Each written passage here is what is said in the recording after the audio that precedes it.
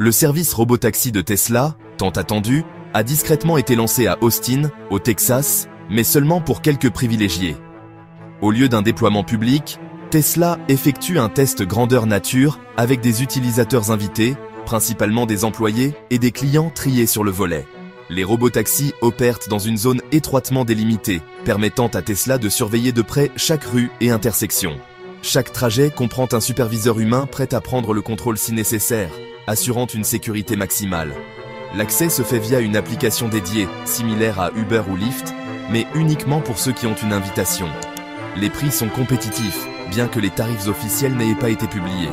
Ce lancement prudent et à petite échelle permet à Tesla de recueillir des données critiques et de résoudre les problèmes à l'abri des regards du public.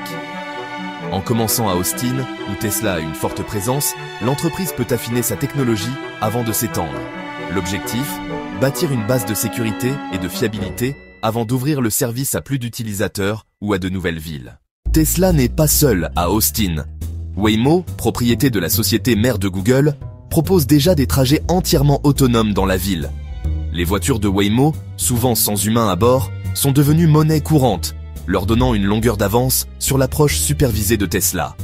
Des années d'expérience et des milliards de kilomètres de tests ont valu à Waymo la confiance réglementaire, tandis que Tesla est encore en train de prouver son système. Cette rivalité force Tesla à démontrer non seulement sa fonctionnalité, mais sa supériorité, ou du moins sa crédibilité.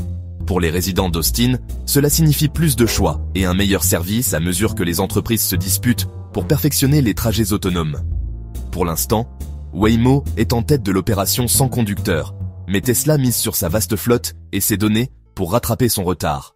Le déploiement lent et supervisé de Tesla est une décision calculée.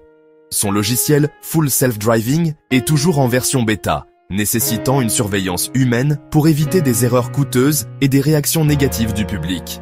Avec une concurrence croissante et une gamme de véhicules limitée, Tesla ne peut pas se permettre un faux pas.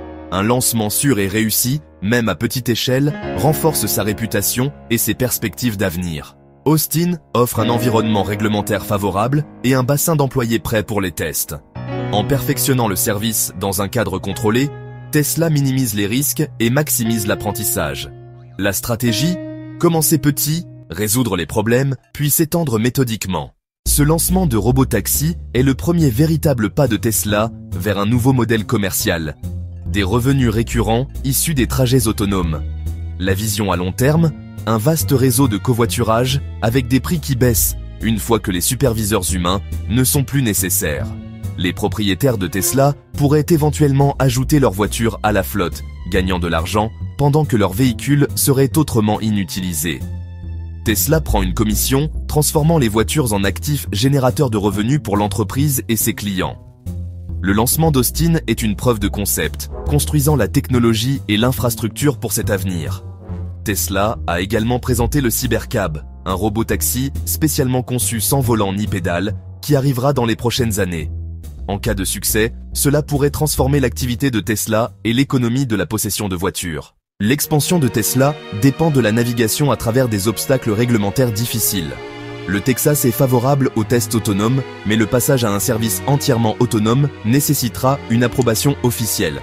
Si l'essai d'Austin réussit, Tesla prévoit d'étendre la zone de service et d'entrer dans de nouvelles villes, chacune avec des défis uniques.